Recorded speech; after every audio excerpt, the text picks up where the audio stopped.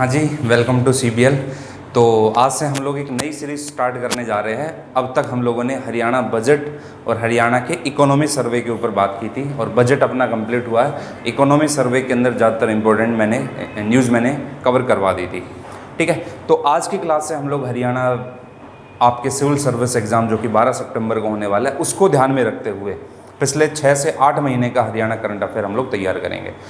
मैं उम्मीद कर रहा हूं कि 2 से 4 दिन के अंदर अंदर आपके पिछले 6 महीने के करंट अफेयर आपके कवर हो जाए। तो आज जो है हम लोग जनवरी महीने से 2021 से हरियाणा करंट अफेयर अपना शुरू करने जा रहे हैं और इसी सीरीज़ को ध्यान में रखते हुए हम लोग जैन से लेके अगस्त तक के जो करंट अफेयर आपसे पूछे जा सकते हैं, एक्सपेक्टेड है, वो हम लोग कवर करेंगे। आप इस जो वीडियो है इसको इस नज़र से भी देख सकते हो। अगर आपका हरियाणा SI का भी एग्ज़ाम है तो उसके अंदर भी आपके जो है ये वाले करंट अफेयर पूछे जाएंगे, क्योंकि हरियाणा करंट अफेयर लगभग सेम रहने वाले हैं, उसमें कुछ नहीं बदलने वाला है।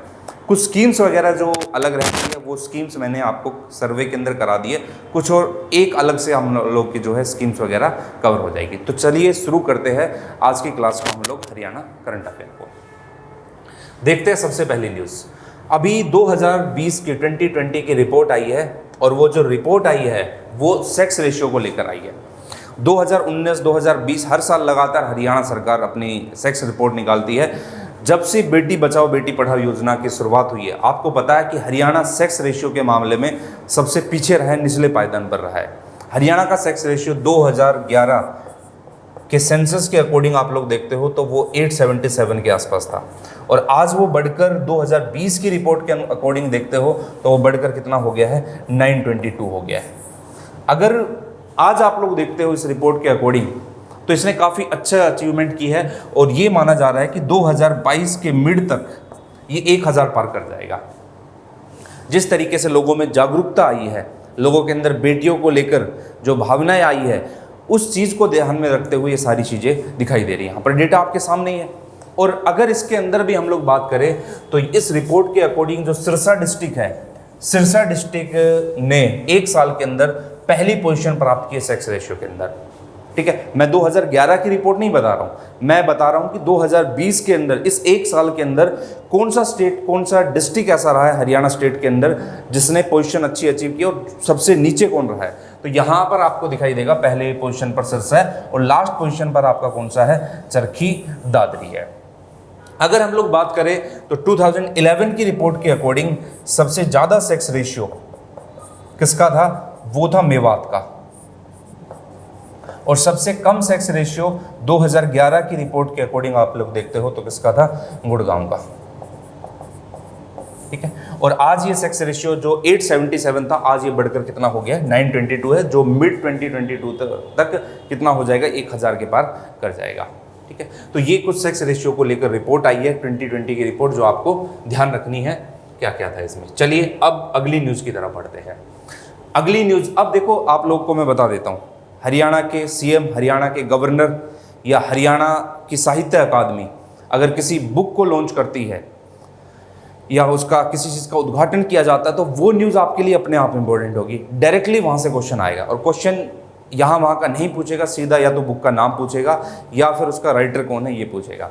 तो यहाँ पर अगर आप लोग जनवरी महीने में देख रहे हो तो 2 नए पोइट्री कलेक्शन जो है, एक का नाम है मेघ मेखला और दूसरे का नाम है रश्मि रसिया, ये दोनों साहित्य से संबंधित है। इन दो का को जो है हमारे हरियाणा के CM मनोहर लाल खट्टर जी ने इनको रिसेंटली रिलीज किया जनवरी के अंदर और इनको कंपोज किया गया है किसके द्वारा, धीरा खंडेलवाल। तो ध्यान रखना 2 रचनाएं हैं, एक है मेघ मेखला और दूसरी रश्मि रसिया।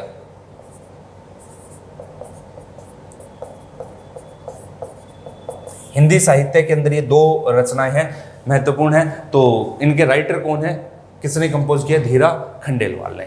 ठीक है, तो ये न्यूज़ आपके लिए इंपॉर्टेंट है। अब चलिए चलते हैं अगली न्यूज़ की तरफ। ठीक है, अगली न्यूज़ जो है वो काफ़ी इंपॉर्टेंट रहने वाली है आपके लिए और ये हरियाणा के लिए भी एक बड़े गर्व की बात है और भारत के लिए भी। जब बेटियां जो है इस लेवल पर आगे बढ़ती है तो एक तरीके का अलग ही फ़क्र होता है, अलग ही गर्व होता है। यहाँ पर क्या है कि आप देख सकते हो कि जो मनीषा पायल है, इन्होंने माउंट एवरेस्ट की फतह की और वहाँ पर जाकर -45 डिग्री सेल्सियस टेम्परेचर है। तो इस इतने टेम्परेचर के अंदर जहाँ जो एक वेल ट्रेंड जो अगर कोई है वो भी जाकर यहाँ पर इतना ये चीज़ें नहीं उपलब्धि नहीं हासिल कर सकता। मनीषा पायल ने, जो कि कहाँ से संबंध रखती है, फतेहाबाद, और फतेहाबाद में कौन सी जगह, बनवाली से जिनका संबंध है। ये पहली वुमेन बनी है जिन्होंने वर्ल्ड बुक ऑफ रिकॉर्ड में नाम दर्ज कराया है माउंट एवरेस्ट के अंदर -45 डिग्री पर नेशनल एंथम, भारत का झंडा फहराया और नेशनल एंथम वहाँ पर गान किया गया है नेशनल एंथम का। इस उपलब्धि को ध्यान में रखते हुए मनीषा पायल को बेटी बचाओ बेटी पढ़ाओ, बेटी बचाओ बेटी पढ़ाओ योजना की, कहाँ की, फतेहाबाद की ब्रांड एम्बेसडर इनको डिक्लेयर कर दिया है। तो फतेहाबाद की बेटी बचाओ बेटी पढ़ाओ योजना की जो ब्रांड एम्बेसडर है वो कौन बन गई है इसके बस, मनीषा पायल। हाँ, अगर मैं बात करूं तो बेटी बचाओ बेटी पढ़ाओ योजना की अगर हरियाणा की ब्रांड एम्बेसडर के बारे में पूछता है तो आपको पता है कौन है वो, साक्षी मलिक। ठीक है, तो साक्षी मलिक हरियाणा की बेटी बचाओ बेटी पढ़ाओ योजना की ब्रांड एम्बेसडर है। और फतेहाबाद की किनको बनाया गया है, फतेहाबाद की ध्यान रखना मनीषा पायल को, ये चीज़ आपको ध्यान रखनी है। चलिए आगे मूव करते हैं। अगला जो है, अगली जो न्यूज़ है वो आपकी गौशालाओं से संबंधित है। अभी मैं आप लोग को बता देता हूं कि पूरे हरियाणा के अंदर टोटल 567 गौशालाएं चल रही है, लगभग। अब ये जो गौशालाएं चल रही है यहाँ पर अब गाय है, गौ है, चूंकि अपने हिंदू के अंदर, हिंदू धर्म के अंदर सबसे पूजनीय मानते हैं और एक तरीके से हमारी आस्था का भी प्रतीक है। और हरियाणा के अंदर आपको ज़्यादा दिखाई देगा, हरियाणा के लोग गाय को एक जानवर या उस दृष्टि से नहीं देखते, वो इसको एक माता की दृष्टि से उस तरीके से उसको देखते हैं। ठीक है, तो यहाँ पर क्या है कि अगर आप लोग हरियाणा की गौशालाएं देखते हो तो इन गौशालाओं में सबसे बड़ी प्रॉब्लम कोरोना के टाइम पीरियड पे क्या आई है, इनको बराबर मात्रा में फंड नहीं मिल पाया है। फंड नहीं मिल पाया है तो यहाँ पर कुछ गौशालाएं ऐसी है उन्होंने अपनी गाय को वहाँ से निकालना शुरू कर दिया। जब निकालना शुरू किया तो गांव के अंदर जाने लगी, दर दर भटकने लगी, कोई ट्रक आ रहा है, व्हीकल गुजर रहा है और वहाँ पर कुचली जा रही है, तो बड़ी दयनीय स्थिति हो गई। अब इन लोगों से पूछा गया तो ये बोला कि साहब कोरोना से पहले टाइम पीरियड तक हमारे पास फंड आ जाता था थोड़ा बहुत, लेकिन अब ना के बराबर फंड आ रहा है, फंड कम आ रहा है तो हम लोग गौशालाएं नहीं चला पा रहे, और जब गौशालाएं नहीं चला पा रहे तो बंद करनी पड़ रही। इससे गांव के अंदर भी कहीं ना कहीं वो चीज़ें बढ़ रही है।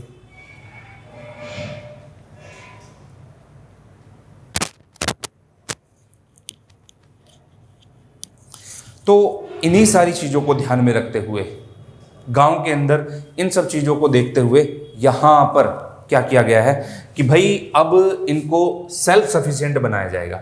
और सेल्फ सफिशिएंट कैसे बनाया जाएगा, यहाँ पर पावर प्लांट्स लगाए जाएंगे। दूसरा क्या है, बायोगैस गैस प्लांट्स लगाए जाएंगे। और तीसरा ऑर्गेनिक मैन्योर का क्या होगा, यहाँ पर प्रोडक्शन होगा। कि अगर पावर प्लांट्स लगा रहे, बायोगैस मैन्योर को लेकर बात हो रही है और यहाँ पर इन सारी चीज़ों को लेकर बात करिए तो फंड ज़्यादा से ज़्यादा इनको मिलेगा। फंड इश्यूज होगा तो ये क्या बन पाएगी, सेल्फ सफिशिएंट बन पाएगी।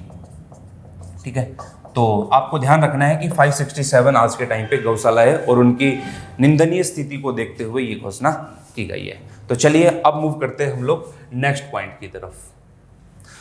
अगला जो अपना पॉइंट है वो है कि जो हरियाणा के जो जेल मिनिस्टर है श्री रंजीत सिंह ने, उन्होंने लॉन्च किया हरियाणा की पहली जेल रेडियो।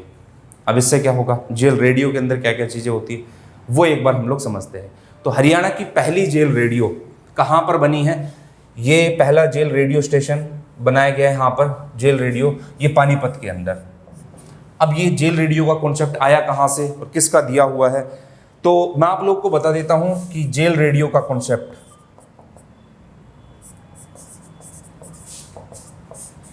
एक फाउंडेशन है तिनका तिनका फाउंडेशन या एनजीओ द्वारा यहां पर ये कॉन्सेप्ट दिया गया है। और अगर हम लोग नाम की बात करें तो वर्तिकानंदा का ये पूरा कॉन्सेप्ट है।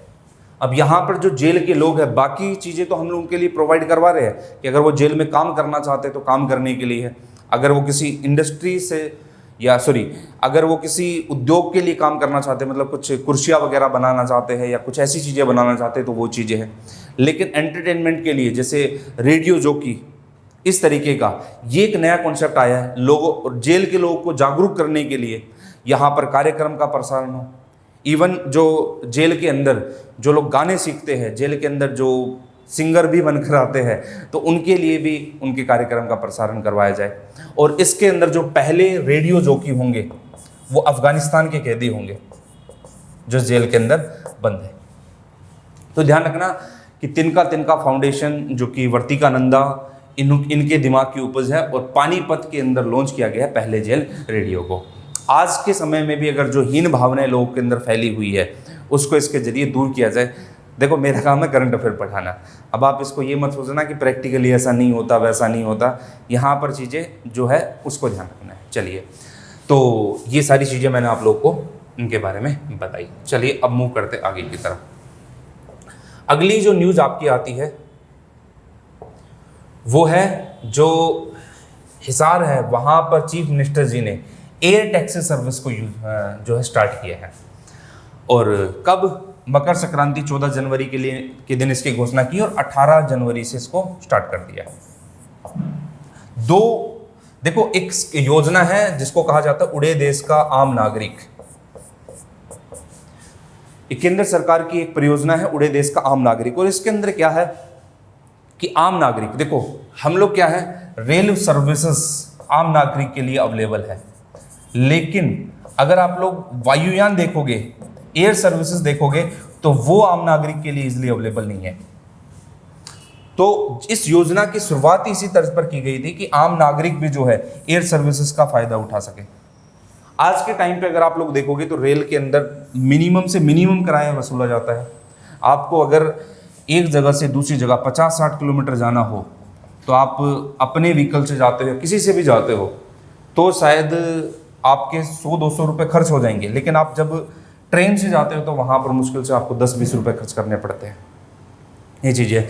तो ज़्यादा से ज़्यादा लोगों तक एयर सर्विस पहुँचाने के लिए, ज़्यादा से ज़्यादा लोगों का लाभ लेने के लिए यहाँ पर क्या शुरू की गई, उड़े देश का आम नागरिक। इसी तर्ज को देखते हुए जो इसकी सेकंड फेज आया 18 जनवरी को जिसकी घोषणा की गई, तो ये किया गया कि हिसार से देहरादून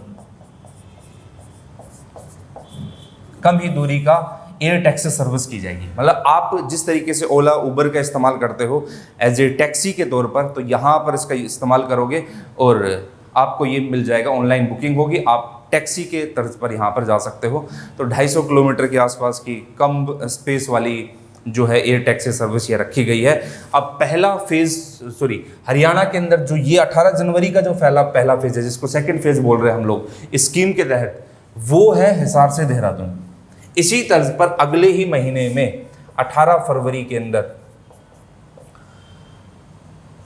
चंडीगढ़ से देहरादून, यहां पर सेकंड फेज के अंदर थर्ड फेज के अंदर घोषणा की गई और इसका सेकंड फेज था।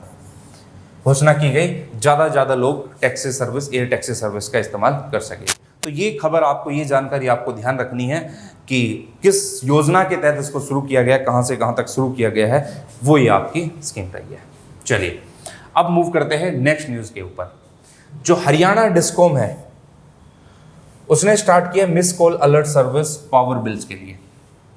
देखो क्या है, मैं आप लोग को बता देता हूं। आज के टाइम पे आप लोग देखोगे तो पहले तो ये होता था कि अगर आपको बिजली का बिल जमा करना पड़ता है तो आप स्टेशन पर उस जगह पर जाते थे और वहाँ पर लंबी लाइनें होती थी, काफ़ी टाइम लग जाता था। कई बार तो ये होता था जब डेट नज़दीक होती थी तो पूरा दिन ही उसी के अंदर निकल जाता था। सरकार ने इसको हटाकर ऑनलाइन सर्विसेज की, लेकिन आज भी आप लोग देखोगे तो जो किसान है अपना, वो इतना ऑनलाइन से नहीं जुड़ा हुआ, उसके पास उतनी एजुकेशन नहीं है।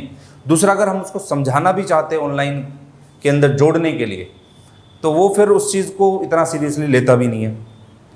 जैसे पहले ये होता था कि अगर आपको गैस सिलेंडर चाहिए तो आपको खुद जाकर बुकिंग करानी होती थी। आज एसएमएस के जरिए, मोबाइल के जरिए गैस बुकिंग हो जाती है, आपके घर तक सप्लाई हो जाती है। सेम इसी चीज़ का है। तो यहाँ पर अगर आपको अपने बिल का पूरा ब्यौरा लेना हो तो आपको पता है हरियाणा के अंदर 2 बिजली वितरण निगम है, एक उत्तर बिजली वितरण निगम लिमिटेड है और एक दक्षिण हरियाणा बिजली वितरण निगम लिमिटेड है। अभी इसके ऊपर मिस कॉल करना है और दक्षिण वाले हैं तो इसके ऊपर मिस कॉल करना है, आपको अपने पूरे बिल की जानकारी मिल जाएगी। बकाया बिल अगर कुछ है तो उसकी जानकारी मिल जाएगी, वर्तमान का, प्रेजेंट का अगर कोई बिल है तो उसकी जानकारी मिल जाएगी। तो बिल की जानकारी लेने के लिए SMS के जरिए ये सुविधाएं शुरू की गई है। ठीक है, अब इससे क्या होगा, इसका फ़ायदा ये होगा कि जो सुविधाएं आप लोग सर्विसेज इस डिपार्टमेंट से चाहते हो हरियाणा से, तो वो आपको ईजिली मिल जाएगी। दूसरा, इसके साथ एक चीज़ और की गई है, जब हमारा बिल आता है तो ज़्यादातर हम लोग क्या करते हैं, उसको बहुत सारे लोग उसको बकाया छोड़ देते हैं। पहले तो ये होता था मीटर की टेम्परिंग होती थी, तो उसके लिए हम लोग स्मार्ट मीटर लेकर आए। जब ये स्मार्ट मीटर वाला कॉन्सेप्ट खत्म हुआ तो बिजली चुराने लग गए हम लोग, तो वहाँ पर जो है बिजली चुराने को लेकर फिर सभी ब्लॉक लेवल पर जो जेई वगैरह उनको आदेश दिए गए, उन्होंने विजिट किया, तो उसको फिर बिजली चोरी को हम काफ़ी कम कर पाए। क्योंकि हमने योजना बना रखी है म्हारा गाँव जगमग गाँव, तो उस योजना के तहत पूरे गाँव को 24 घंटे बिजली देना है, और बिजली देने के लिए बिजली चोरी जैसी बाकी की जो चीज़ें हैं हमें रोकनी पड़ेगी, तो वो चीज़ें की। उसके बाद अगर आप लोग देखते हो तो एक चीज़ और की गई है इसके अंदर कि हम बिजली का बिल चोरी करते थे, बकाया बिल बहुत लेट भरते थे। अब सरकार के ऊपर, सरकार तो वो सारी सुविधाएं दे रही है, सरकार के ऊपर वो घाटा लगातार बढ़ता जा रहा है। तो इसके अंदर क्या किया गया कि अगर आप अपना बिल पहले से दे देते हो, प्रीपेड बिल, तो ध्यान रखना आपको 5% की इसके अंदर छूट दी जाएगी, डिस्काउंट दिया जाएगा, ताकि ज़्यादा से ज़्यादा लोग इस योजना से इससे उत्साहित हो और वो बिजली की तरफ जाए। बिजली की तरफ जाने का मतलब है ज़्यादा से ज़्यादा अपना बिल पे करें, और बिल पे ज़्यादा करे तो सरकार की जो योजना है वो क्या हो जाएगी, अच्छे से चल पाएगी। ठीक है, तो ध्यान रखना इसके अंदर ही 5% डिस्काउंट देने की भी बात की गई है अगर आप प्रीपेड बिल को पहले से पे कर देते हो तो। ठीक है, तो ये था अपना हरियाणा डिस्काउंट का जो मिस कॉल अलर्ट सर्विस है वो। आगे चलते हैं। अब देखो, आज का टाइम अगर आप लोग देखते हो तो ग्लोबल वार्मिंग से, पोल्यूशन से, इन चीज़ों से, मतलब बात तो खैर एक ही, तो इन चीज़ों से हमारा देश, हमारा राज्य ज़्यादा गुजर रहा है। अगर आप लोग दिल्ली NCR की बात करो तो दिल्ली के बराबर NCR में आज के टाइम पे पोल्यूशन देखने को मिल रहा है। और जब से इंडस्ट्रियलाइजेशन हुआ है, इंडस्ट्रियलाइजेशन ने, औद्योगिकरण ने यहाँ पर डेवलपमेंट तो किया है, लेकिन साथ साथ कुछ प्रॉब्लम्स भी क्रिएट कर दी है, समस्याएं भी बना दी, और उसमें सबसे बड़ी प्रॉब्लम किसकी है, पोल्यूशन की है। अब आप पिछले 3-4 साल से देखो, हर दिवाली के टाइम पीरियड पे दिल्ली NCR के अंदर सरकार ने गाइडलाइन दी और सरकार ने उन चीज़ों के ऊपर रोक लगाई।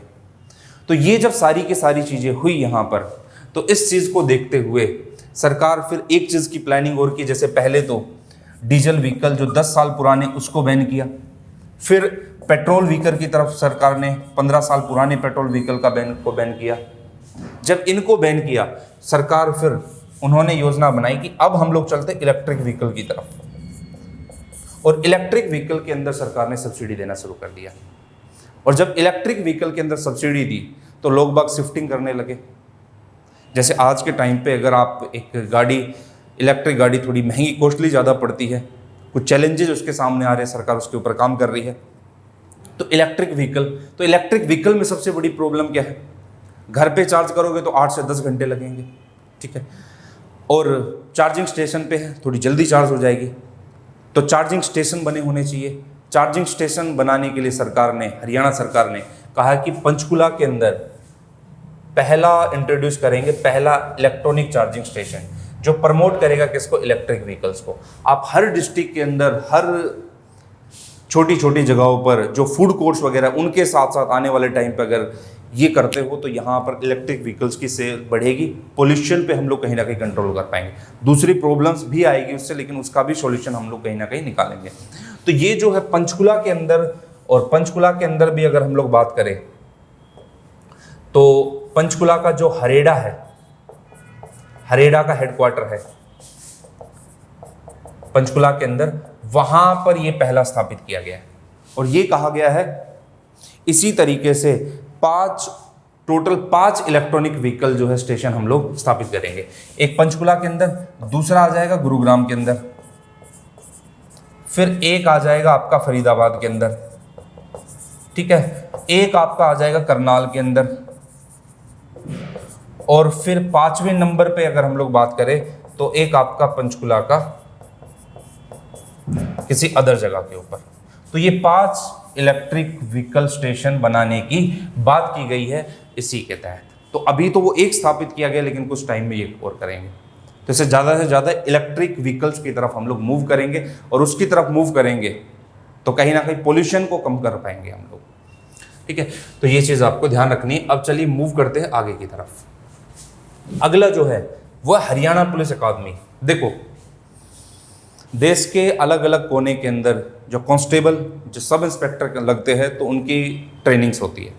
नॉन गजेस्टेड ऑफिसर की जो ट्रेनिंग होती है वो हरियाणा के अंदर मधुबन के अंदर, और हरियाणा की जो मधुबन एकेडमी है, जैसे पहले पुलिस ट्रेनिंग सेंटर भोंडसी भी था यहाँ पर, तो यहाँ पर मधुबन है। मधुबन कहाँ पर पड़ता है? करनाल के अंदर। तो इस मधुबन पुलिस एकेडमी को क्या मिला है? बेस्ट पुलिस एकेडमी अवार्ड मिला है कंट्री का, पूरे कंट्री का। किसके लिए? नॉन गजेस्टेड ऑफिसर को ट्रेन करने के लिए। उस साल के अंदर जो हमारे सब इंस्पेक्टर्स है, कांस्टेबल है, उनको ट्रेन करने के लिए बेस्ट अवार्ड मिला है किसको? हरियाणा के मधुबन एकेडमी को। हरियाणा मधुबन एकेडमी की शुरुआत कब हुई थी? 1976 के अंदर हुई थी। और मैं आप लोगों की एक छोटी सी रोचक कहानी बता देता हूँ। हरियाणा मधुबन एकेडमी में कोई भी सीएम जाने से डरता है। जब भी पासिंग आउट परेड होती है ना, तो हरियाणा के सीएम को जब बुलाया जाता है तो हरियाणा का सीएम मना कर देता है, मैं किसी और जगह पर चला जाऊंगा, लेकिन मधुबन की एकेडमी नहीं जाऊंगा। उसका रीज़न क्या है? कहा जाता है कि यहाँ पर जिस भी सीएम ने, जिसने भी विजिट किया है, जिस भी पॉलिटिकल नेता ने विजिट किया है, वो या तो हट गया या उसको हटा दिया गया है। मतलब इसकी वजह से नहीं, एक तरीके से आज के टाइम पे ना लोग बाग इसको श्राप के तौर पर देखते हैं कि अगर मैंने वहाँ विजिट किया तो मेरा हटना तय है। इसको तोड़ा हमारे खट्टर साहब ने। खट्टर साहब ने कुछ टाइम पहले विजिट किया और कहा कि मैं देखूंगा, मैं इस परंपरा को तोड़ूंगा। खट्टर साहब से पहले भूपेंद्र सिंह हुड्डा जी 10 साल तक रहे अपने सीएम, और वो अपने 10 साल के कार्यकाल में एक बार भी उन्होंने हरियाणा पुलिस अकादमी मधुबन में विजिट नहीं किया। वो स्पीच देने के लिए, भाषण देने के लिए दूसरी जगह पर चले गए, लेकिन उन्होंने कहा कि यहाँ नहीं जाऊँगा। और इसका एग्जाम्पल मैं आप लोगों को थोड़ा सा बताऊँगा। 1976 में बना, 1986 के अंदर बंशी लाल यहाँ पर विजिट करते हैं। जब बंशी लाल यहाँ पर विजिट करते हैं तो 1987 के अंदर वो हट जाते हैं अपने पद से। फिर आप लोग देखते हो 1991 के अंदर यहाँ पर हुकुम सिंह विजिट करते हैं, और विजिट करने के कुछ ही महीनों के बाद भी वो भी अपने पद से हट जाते हैं।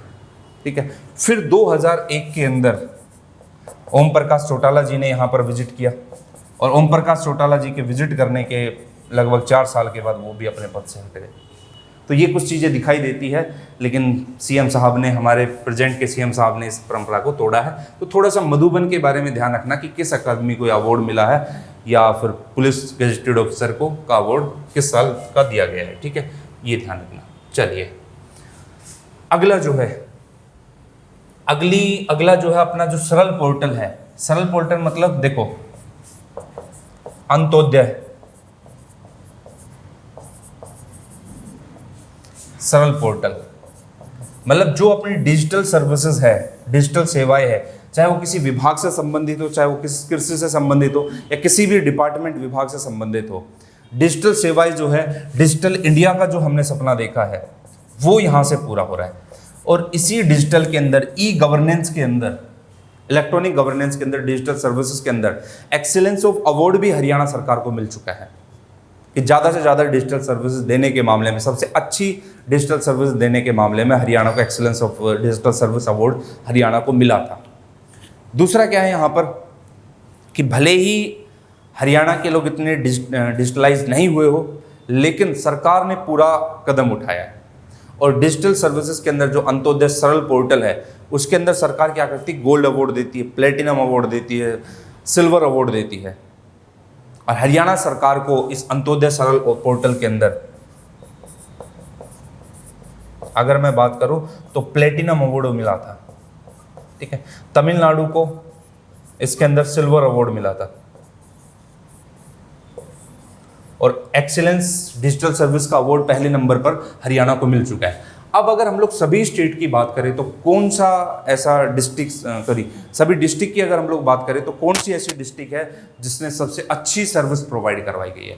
तो यहाँ से जवाब मिलता है कि जो रेवाड़ी डिस्ट्रिक्ट है उसने पहली रैंक अचीव की है सरल पोर्टल के अंदर सर्विस प्रोवाइड करवाने के लिए। डिजिटल सर्विसेज के अंदर अंत्योदय सरल पोर्टल के अंदर इसको अवार्ड मिला है, पहली पोजीशन के अंदर अवार्ड मिला है। ठीक है, चाहे वो आप लोग जुडिशरी से संबंधित देख लो, चाहे वो आप किसी गवर्नमेंट डिपार्टमेंट से संबंधित देख लो, चाहे आप ओवरऑल देख लो, ओवरऑल भी प्लेटिनम के अंदर हम लोग लाई किए हैं। ठीक है, तो ये एक अवार्ड था जिसके अंदर आपको ध्यान रखना है कि किसको मिला है, रेवाड़ी। अब आप लॉजिक लगा के बोल सकते हो कि सबसे नीचे कौन रहा होगा। अगर डिस्ट्रिक्ट में बात करें तो आप खुद लॉजिक लगा सकते हो कि देखो, एजुकेशन की अगर हम लोग बात करें या फिर लिटरेसी रेट की बात करें, मेल और फीमेल लिटरेसी रेट आपको पता है, एक गुरुग्राम के अंदर और एक दूसरा क्या है, रेवाड़ी के अंदर। रेवाड़ी के अंदर फीमेल लिटरेसी रेट ज़्यादा है, गुड़गांव के अंदर मेल लिटरेसी रेट ज़्यादा है। ओवरऑल लिटरेसी रेट दोनों के अंदर ज़्यादा है। लिटरेसी रेट ज़्यादा होगा तो ज़्यादा से ज़्यादा लोग किससे जुड़ेंगे, डिजिटल सर्विसेज से जुड़ेंगे, ई गवर्नेंस से जुड़ेंगे। आज के टाइम पे अगर मैं बात करूं तो सरकार ने जैसे सीएम विंडो का प्रोविज़न कर रखा है, तो सीएम विंडो का प्रोविज़न भी लोग बाग, ऐसे लोग बाग ज़्यादा उठा पा रहे हैं जो ई गवर्नेंस के तर्ज पर काम कर रहे हैं, जो डिजिटल सर्विसेज के तर्ज पर काम कर रहे हैं। लेकिन जहाँ पर लिटरेसी रेट कम है, मेवात हुआ जैसे, पलवल हुआ, ऐसे लोग इस चीज़ का ज़्यादा फ़ायदा नहीं उठा पा रहे। तो वहाँ पर उन्होंने कहीं ना कहीं जो सर्विसेज रही होगी डिजिटल सर्विसेज की, वो नीचे रही होगी, और कहीं ना कहीं फिर सरकार ने भी वहाँ पर इतना जो है कंट्रीब्यूशन नहीं दिया है। तो ये ध्यान रखना है कि किसको मिला है और कौन सा अवार्ड मिला है, किस तरीके का, ये सारी चीज़ें मैंने डिस्कस की। चलिए, अगला जो है वो है अपना जो फॉर्मर चीफ सेक्रेटरी, अब देखो थे या थी बता देता हूँ, केसानी आनंद अरोड़ा, ये अपनी फॉर्मर चीफ सेक्रेटरी थी और इनको जनवरी महीने में अपॉइंट किया गया किस पद पर, chairman of Haryana water resource authority.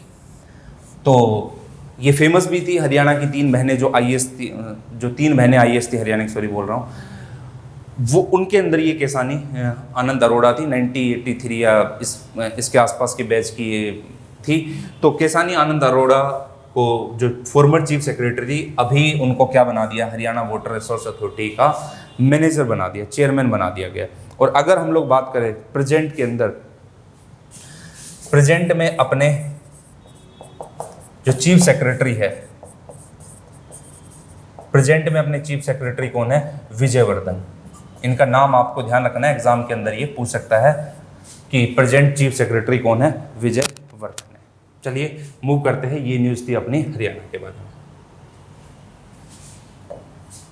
अगली न्यूज़ देखना, देखो 26 जनवरी को जो रिपब्लिक डे आया, तो इस रिपब्लिक डे के अवसर पर हमारे हरियाणा के मनोहर लाल, जो हरियाणा के सीएम मनोहर लाल खट्टर जी ने 201 नए गांव को प्रॉमिस किया कि वो जोड़ेंगे किसके साथ, म्हारा गांव जगमग गांव योजना के तहत। अब ये क्या है, देखो 1970 में ही हमने हरियाणा में वादा किया था कि हर घर के अंदर बिजली पहुंचाने के लिए।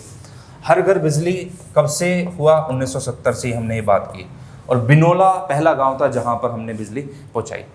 तो 1970 से ही ये प्रयास जारी है। अब यहाँ पर अगर आप लोग देखते हो तो 2015 में हमने एक योजना शुरू की गई कि कहाँ से, कुरुक्षेत्र से, और कुरुक्षेत्र के कहाँ से, दयालपुर से। कौन सी योजना, योजना का नाम था म्हारा गांव जगमग गांव। और इस योजना के अंदर क्या किया गया, 24 घंटे बिजली सप्लाई की जाएगी हरियाणा के हर गांव को, हर घर को। आपको पता है 6,500 से ज़्यादा, 6,841 जो डेटा लिया जाता है, 6,500 से ज़्यादा हरियाणा के अंदर गांव है। हर गांव को बिजली पहुंचानी 2015 से। 2015 से इसका इस्तेमाल करते हुए यहाँ पर आप लोग बात करो अगर जनवरी 2021 तक, तो जनवरी 2021 तक लगभग 4463 गांव के अंदर बिजली पहुंचाई हमने। 24 घंटे की बात हो रही है। 4463 गांव के अंदर बिजली पहुंचाई, और फिर जनवरी 2021 के अंदर बोल दिया कि 201 नए गांव और जोड़े जाएंगे। कितने गांव, 201। तो लगभग ये अपना कितना हो गया, 4,664 इतने गांव तक बिजली पहुंचाने का वादा किया। यहीं पर नहीं रुके, 2 महीने के बाद मार्च के अंदर हमने कुछ और गांव चुने और लगभग कहा कि कुछ ही महीनों के अंदर लगभग 5,567 गांव के अंदर हम लोग क्या पहुंचाएंगे, बिजली पहुंचाने का वादा किया। तो इस योजना के तहत हर गांव, हर घर के अंदर, हर गांव के अंदर 24 घंटे बिजली सप्लाई करने की बात की गई। लेकिन वो बिजली सप्लाई तभी होगी जब हम बिजली चोरी को रोकेंगे। वो बिजली सप्लाई तभी होगी जब हम बराबर जो है क्या करेंगे, बिजली के बिल का भुगतान करेंगे, समय पर करेंगे। सरकार का घाटा अगर बिजली में रहा तो सरकार इस योजना पर काम तो कर पाएगी लेकिन उस काम में देरी हो जाएगी। तो ये चीज़ें ध्यान रखनी, इसीलिए वो अभी मैंने करंट अफेयर में बात की कि 5% का डिस्काउंट दिया। चलिए, तो ये कुछ था, इसको आप लोग लिख लेना, ध्यान रखना। अगली न्यूज़ अपनी यहाँ पर क्या है कि खट्टर गवर्नमेंट ने, मनोहर लाल खट्टर की गवर्नमेंट ने प्लान किया है एक ओपन फिल्म सिटी हरियाणा के अंदर। ओपन फिल्म सिटी हरियाणा के अंदर कहाँ पर ये, यहाँ पर 50 से 100 एकड़ की लैंड को भी फाइनलाइज किया जा चुका है। और कहाँ पर, पिंजौर के अंदर। आपको पता है पिंजौर कहाँ पर है, पंचकुला के अंदर है। पंचकुला 5 कुएं 5 कैनाल के नाम पर पड़ता है ये। तो पंचकुला के पिंजौर के अंदर यहाँ पर 50 से 100 एकड़ की जो लैंड है उसको फाइनलाइज किया गया है। किसके लिए, फिल्म सिटी ओपन करने के लिए। क्या होगा इससे, क्या नहीं होगा, वो एक बार थोड़ा सा हम लोग समझेंगे। और ये जो फिल्म सिटी है ये किस बेसिस पर होगी, public private partnership, PPP model के ऊपर बेस होगी ये क्या, फिल्म सिटी। और इस तरीके की एक फिल्म सिटी और खोलने की बात हुई है। जब ये सक्सेस हो जाएगी तो दूसरी फिल्म सिटी स्थापना करने की बात हुई है। कहाँ पर, गुरुग्राम के अंदर। अब इस फिल्म सिटी से क्या होगा, कुछ टाइम से अगर आप लोग देखते हो तो हरियाणा है ना, संस्कृति के मामले में, अपनी संस्कृति, जो हमारे सांग थे, जो हमारी रागनियाँ थी, जो भी अपना कल्चर था, तो ये सब है ना थोड़ा सा पीछे की तरफ जा रहे हैं। तो इसको बढ़ावा देने के लिए हम लोग फिल्म सिटी की स्थापना कर रहे हैं। तो जब हम फिल्म सिटी स्थापित करेंगे, एक तो क्या होगा, उससे हरियाणा का जो कल्चर है, हरियाणा की जो संस्कृति है, उसको हम सुरक्षित रख पाएंगे। हरियाणा की कल्चर प्रोटेक्ट रख पाएंगे उसको हम। दूसरा क्या है, यहाँ पर अगर फिल्म सिटी ओपन होगी तो कहीं ना कहीं आसपास के अंदर रोजगार के अवसर भी पैदा होंगे। एम्प्लॉयमेंट कहीं ना कहीं बढ़ेगी, कहीं ना कहीं सेंटर ऑफ अट्रैक्शन भी बनेगा ये। तो एज ए टूरिस्ट भी हम इसको देखते हैं, पर्यटक भी देख सकते हैं। आज भी जैसे मुंबई में जाते हैं तो मुंबई की फिल्म सिटी देखने आते हैं लोग बाग। तो हरियाणा सरकार भी इसी तर्ज पर काम करेगी कि वहाँ पर कि एक सेंटर ऑफ अट्रैक्शन भी हो, लोग बाग यहाँ से खींचे भी, कहीं ना कहीं एम्प्लॉयमेंट भी बढ़े। दूसरा क्या है, अपनी संस्कृति कल्चर जो है वो इसके अंदर बढ़े। और जो हरियाणा के ऐसे कलाकार जो वाकई में अच्छे हैं वो भी कहीं ना कहीं इसके साथ जुड़े, तो एक प्रतिभा को भी बढ़ावा मिले। हरियाणा के बाल कलाकार जो है उनको बढ़ावा मिले। तो उसके तर्ज पर ये फिल्म ओपन है भाई, ध्यान रखना। ओपन फिल्म सिटी कहाँ पर खोलने की बात हुई है, पिंजौर के अंदर। और इसी तरीके की दूसरी कहाँ पर, फिर गुरुग्राम के अंदर। अभी के लिए पिंजौर। अब मूव करते हैं आगे की तरफ। फर्स्ट 4 स्टोरी बस स्टैंड जो है, पहला 4 मंजिला बस स्टैंड कहाँ पर बनेगा, फतेहाबाद के अंदर। फतेहाबाद जो कि एक ऐतिहासिक शहर है, यहाँ पर हरियाणा का पहला क्या बनेगा, 4 मंजिला बस स्टैंड। अभी जो पुराना बस स्टैंड उसको शिफ्ट किया जा रहा है, नए बस स्टैंड को बनाया जा रहा है। तो ये आपको ध्यान रखना है कि हरियाणा का पहला 4 मंजिला बस स्टैंड कहाँ पर स्थापित किया जाएगा, और वो फतेहाबाद के अंदर। अब देखो, फतेहाबाद की अगर मैं बात करूँ तो फतेहाबाद को बसाया था किसने, फतेहाबाद और हिसार को फिरोज शाह तुगलक ने। और किसके नाम पर, फतेह खान चंद या फतेह चंद, इनके नाम पर इसका नाम फतेहाबाद रखा गया। ठीक है, तो फतेहाबाद फिरोज शाह तुगलक ने शहर को बसाया था, हिसार को और फतेहाबाद, इन 2 शहरों को। और आपको पता जाता है लाट मीनार यहाँ पर फेमस है, जो हुमायूं की जो मॉस्क्यू है वो यहाँ पर फेमस है फतेहाबाद के अंदर। और एक ऐतिहासिक शहर भी है, ऋग्वैदिक सभ्यता इसके साथ जुड़ी हुई है। ठीक है, तो ये आपको ध्यान रखना है, कौन सा, फतेहाबाद। आगे की तरफ मूव करते हैं। अगला जो है अपना वो है, ये काफ़ी इंपॉर्टेंट न्यूज़ है आपके लिए। क्या है कि जो पंडित लक्ष्मीचंद यूनिवर्सिटी है और performing art and visual art, जो लक्ष्मी चंद, जो कि हमारे साहित्य से संबंध थे, दादा लक्ष्मी चंद भी हम उनको बोलते थे, सूर्य कवि भी बोलते थे, हरियाणा का कालिदास भी उनको कहा जाता है। तो ये जो लक्ष्मी चंद है, इस कैंपस के अंदर, ये कहाँ पर है, रोहतक के अंदर है। यहाँ पर 37 करोड़ की तर्ज पर क्या इनॉग्रेट किया गया, रेजिडेंशियल कैंपस बनाया जाएगा यहाँ पर। मतलब यहाँ पर अभी ये यूनिवर्सिटी तो चली रही है, और उसके अलावा यहाँ पर क्या बनाया गया है कि रेजिडेंशियल कैंपस बनाया जाएगा।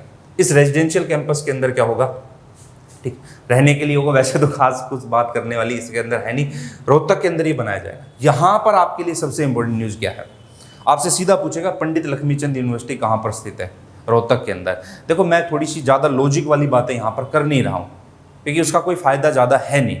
जहाँ पर करने की चीज़ आएगी वो हम लोग डिस्कस कर लेंगे डिटेल के अंदर। तो ये जो यूनिवर्सिटी है वो कहाँ पर स्थित है, रोहतक के अंदर है। अब थोड़ा सा हम लोग बात करते हैं पंडित लक्ष्मीचंद के बारे में। जो इन्फॉर्मेशन मैंने आप लोगों को स्टैटिक पोर्शन में नहीं दी, वो इन 3 से 4 5 जो भी अपनी क्लासेस होगी हरियाणा करंट अफेयर की, उसमें सभी इन्फॉर्मेशन आपको मिल जाएगी उसी तर्ज पर। पंडित लक्ष्मीचंद को कहा जाता है कि सूर्य कवि, पहला। दूसरा, इनको कालिदास ऑफ हरियाणा। हरियाणा के अंदर रागनियों की बात करें तो रागनी के अंदर सबसे ऊपर जिस व्यक्ति का नाम आता है वो है लक्ष्मीचंद। एक नाम से और जाना जाता है इनको, दादा। अब चूंकि दादा एक ऐसे आदमी व्यक्ति के लिए इस्तेमाल किया जाता है जिसने कुछ अचीव किया हो, ठीक है। जैसे आज भी हम लोग बोलते हैं ना, जैसे दादा पश्चिम बंगाल के अंदर आप लोग देखोगे तो दादा एक बड़े उसको कहा जाता है, हमारे यहाँ पर दादा दूसरे तर्ज पे कहा जाता है। बंगाल के लोग हर दूसरे व्यक्ति, बड़े को, अपने से बड़े को, चाहे वो बड़ा भाई क्यों ना हो, उसको दादा कहेंगे, ठीक है। जैसे एक खास जगह पर मोटा भाई बोलते हैं, तो एक जगह पर जैसे आप लोग देखोगे तो वहाँ पर बापू बोलते हैं, बापू अच्छा खेलो मतलब इस तरीके। गुजरात वगैरह आप लोग जाते हो, यहाँ पर जाते हो मोटा भाई, तो एक कोड वर्ड होता है।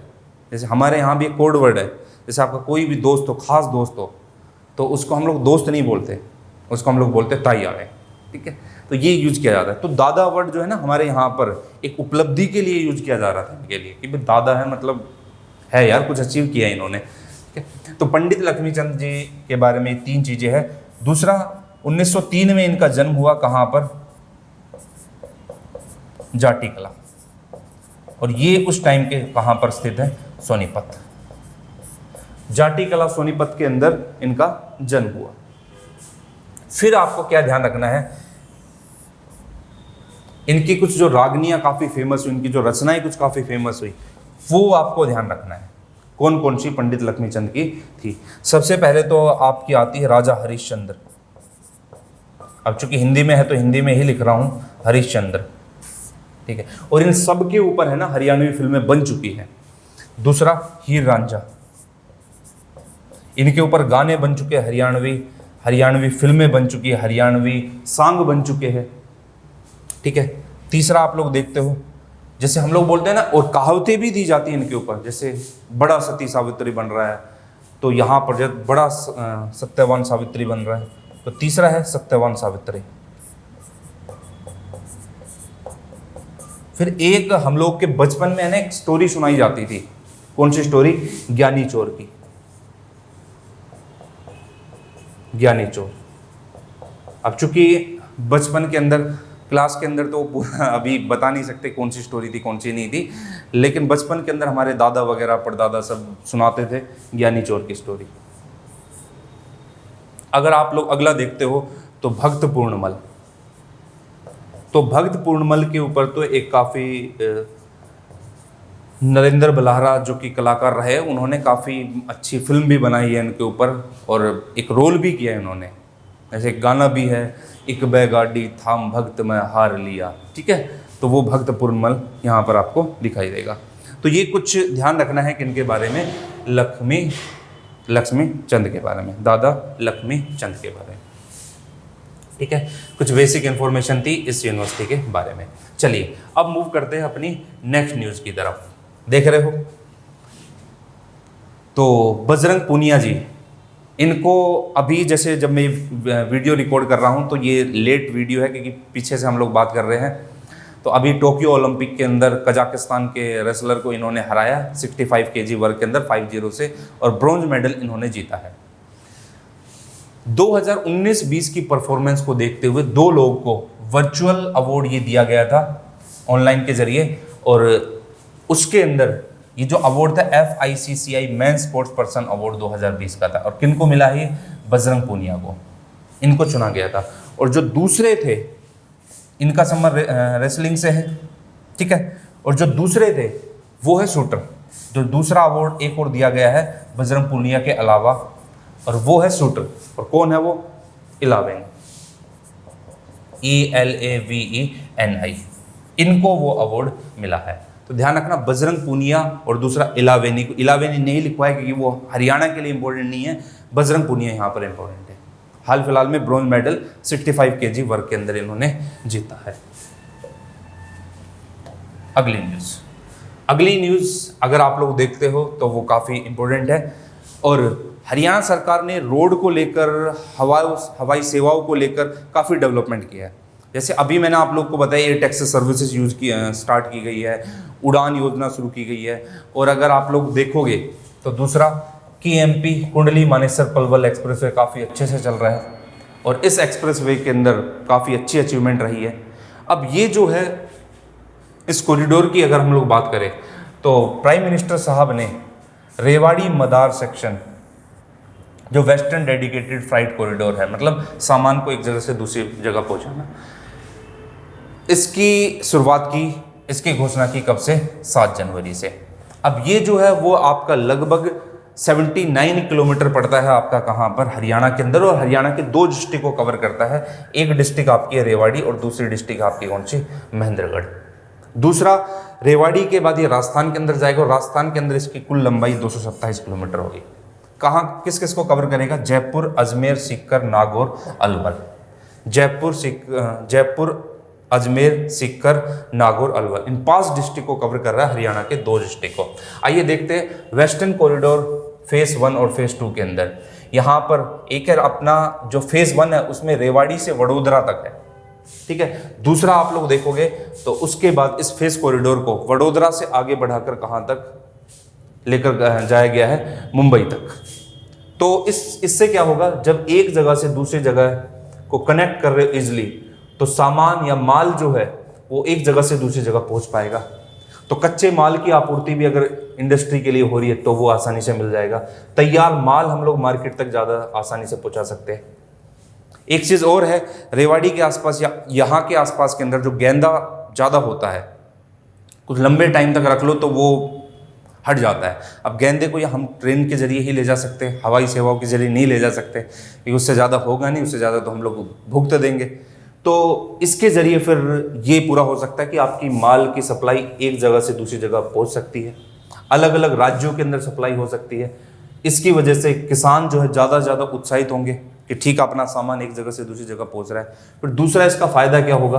कहीं ना कहीं उत्पादन ज़्यादा होगा, उत्पादन बढ़ेगा। फलों के अंदर, सब्जियों के अंदर हम उत्कृष्टता ले पाएंगे। ये जो फल मंडी या सब्जी मंडी हम लोग बना रहे हैं, सोनीपत के अंदर बना रहे हैं, हम लोग पिंजौर के अंदर बना रहे हैं, और ऐसी सेवाएं होगी तो हम एक स्थान से दूसरी जगह पर पहुंचा पाएंगे। और लगभग 3 से 4 जगह पर इसका स्टॉपेज रखा गया है, और यात्रियों के लिए भी सुविधा होगी। तो ये चीज़ें आपको दिखाई देगी किसके अंदर? रेवाड़ी मदार सेक्शन, जो वेस्टर्न डेडिकेटेड फ्रेट कॉरिडोर बनाया गया है सामान ढोने के लिए, ये है। तो इस तरीके का ये कॉरिडोर आपका दिखाई देगा, ठीक है। तो ये तो था आपका हरियाणा का करंट अफेयर। आई होप आपको क्लास पसंद आई होगी। नेक्स्ट क्लास के अंदर हम लोग मिलेंगे किसके अंदर? जो जनवरी का अपना करंट अफेयर कंप्लीट हुआ, नेक्स्ट क्लास के अंदर हम लोग फेब महीने का जो करंट अफेयर होगा उसको कवर करेंगे। थैंक यू भाई। हाय, अगर आपको ये लेक्चर पसंद आया then do subscribe to our channel, and if you are serious for UPSC 2022 then आप हमारा कॉम्प्रिहेंसिव कोर्स चेकआउट कर सकते हैं। कोर्स की डिटेल्स नीचे डिस्क्रिप्शन सेक्शन में आपको मिलेगी, नहीं तो आप हमें कॉल कर सकते हैं नीचे दिए गए नंबर पर।